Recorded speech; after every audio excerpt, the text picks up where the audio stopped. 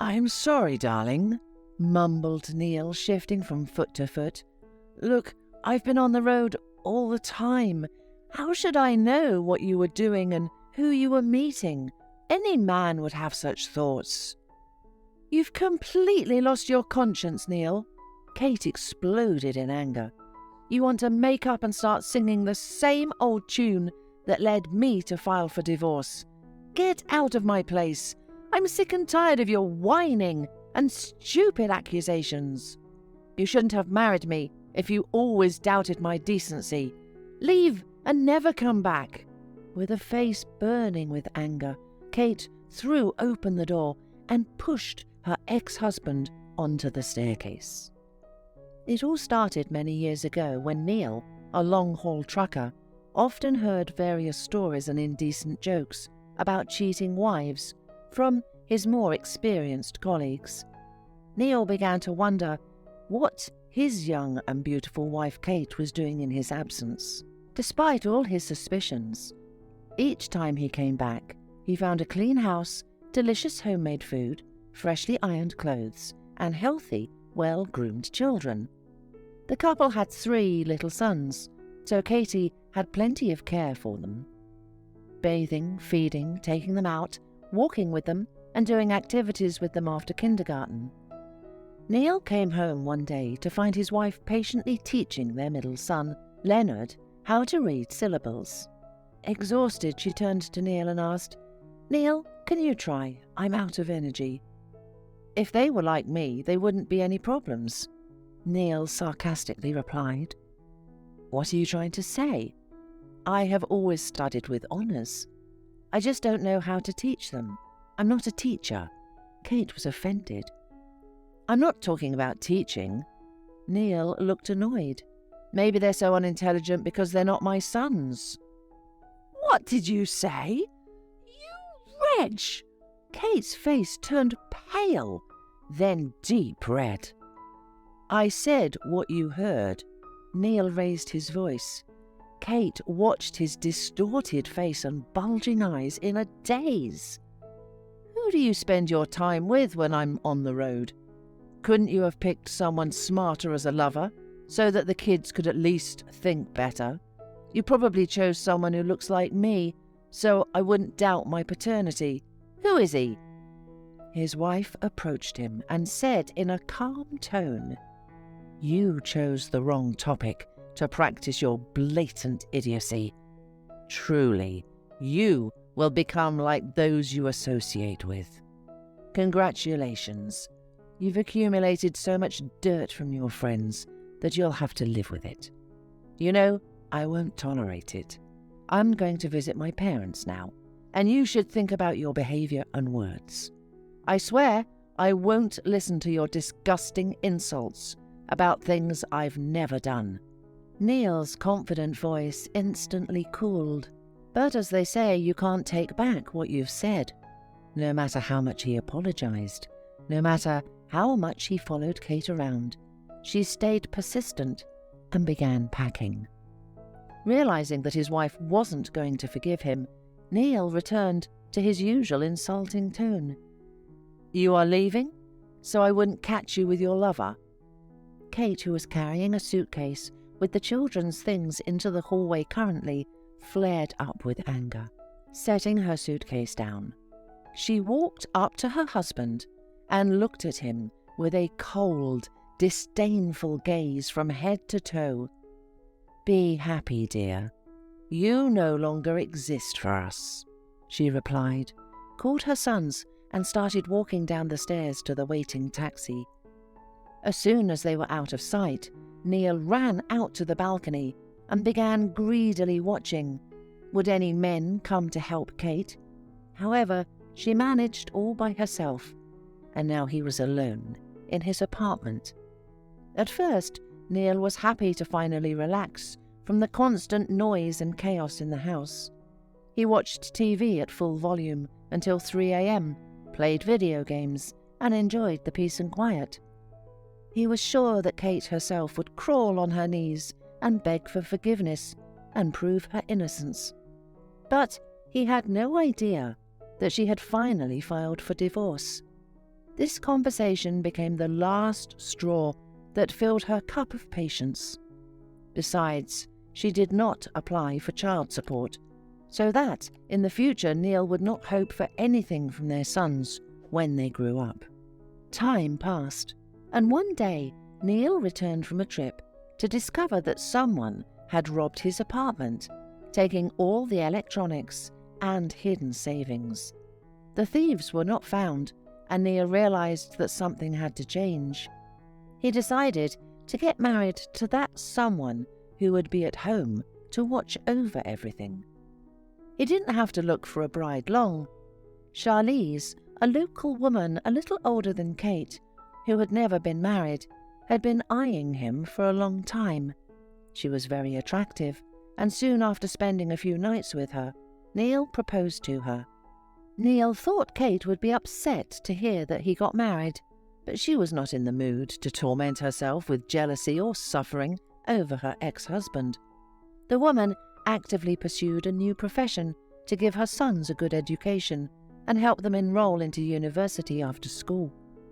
The older son, Ron, who was lucky to be born during a period when his father did not have any soul-poisoning suspicions of his wife's infidelity, loved him and often called him, telling about what was happening in their lives.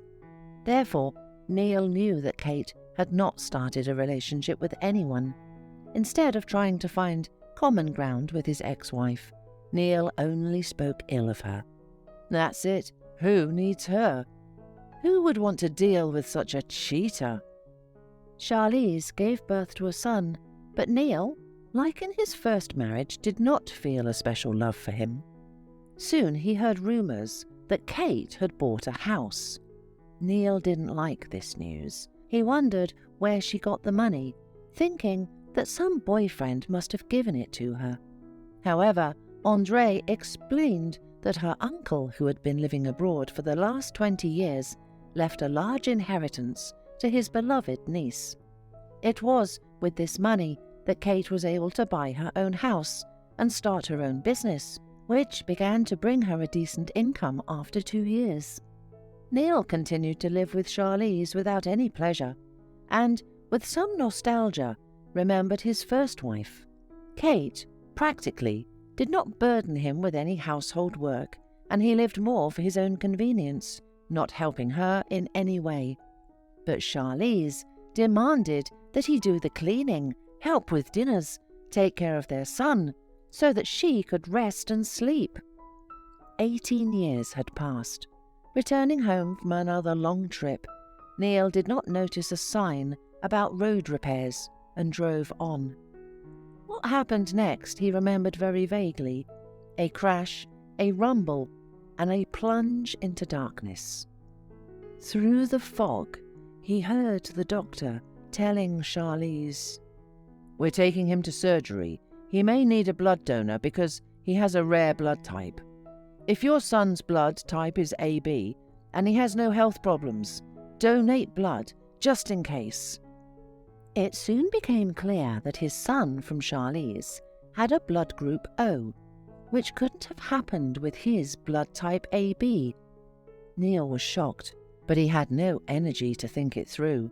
He asked to inform his sons from his first marriage, and an hour later, Ron arrived at the hospital, and he had just the right blood type.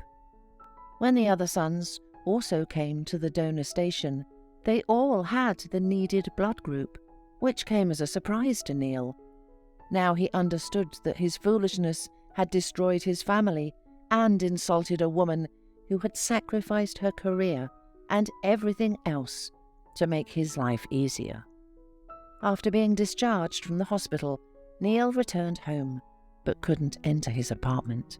Suddenly, a huge man who looked down at him with an unkind look opened the door. "What do you want?" he asked threateningly. "This is my apartment and I live here with my family," Neil protested. "Charlize, come here.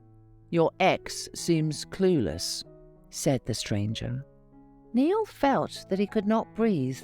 At the sight of him, Charlize made a disgruntled grimace. "What are you doing here? You gifted this apartment to me and our son, so that Kate's children wouldn't make any claims on it. So get out of here. Go wherever you want. By the way, I've already filed for divorce." "What about our family?" Neil stammered, feeling lost. "There is no 'our family,'" Charlize slyly smiled. "There's me, my Paul, and our son. You're not a part of our family. You can gather your things and go in any direction you want." Neil left with his belongings and sat on a bench near the entrance, quietly crying. He felt sorry for himself and wondered where he was supposed to go. As if listening to his thoughts, his son called. After hearing about his father's misfortune, he talked to his mother and persuaded her to accept her ex-husband, at least for a while. With a heavy heart, Kate agreed, but only for the time of Neil's recovery. She gave him a room in her large house, and almost everything was as it had been in those days, when there was no thought or talk about any divorce. The difference was that now Kate was sleeping in a separate bed and demanded distance, dictating her own rules now. When Neil fully recovered, he decided to talk to his ex-wife heart to heart, secretly hoping that she would suggest that they live together again as husband and wife. However, Kate didn't think it was necessary to dig up the past, which began to anger Neil. "Why did you refuse to take the DNA test when I offered it to you?" he asked instantly, trying to unsettle Kate. "Why? You were my first and only man, and the father of our boys could only be you." "Who and what did I have to prove?" Kate replied. "Couldn't you understand that it was important to me? It would have been a simple act of support for your beloved husband." Neil continued his favourite topic. Kate calmly got up from her chair and walked into the room that used to belong to her ex-husband. The sons, who were at that moment home, stared at their mother in surprise as she slowly packed Neil's few belongings into a large suitcase. When she finished, she returned to Neil. "What are you trying to achieve from me now? Do you want to accuse me of deciding to divorce you? If you want to know, it was the best decision of my life. You always knew that you were wrong, but you still accused me of infidelity. You've already recovered fully, so do me a favor and disappear from my life forever. I don't owe you anything." At that moment, Neil was a pitiful sight. His lower lip trembled, his face grew pale, and his eyes showed genuine fear. He looked towards his sons as if asking for their support, but they responded with cold glances. "During all these years, Dad, you never came to see us or even asked how we were doing.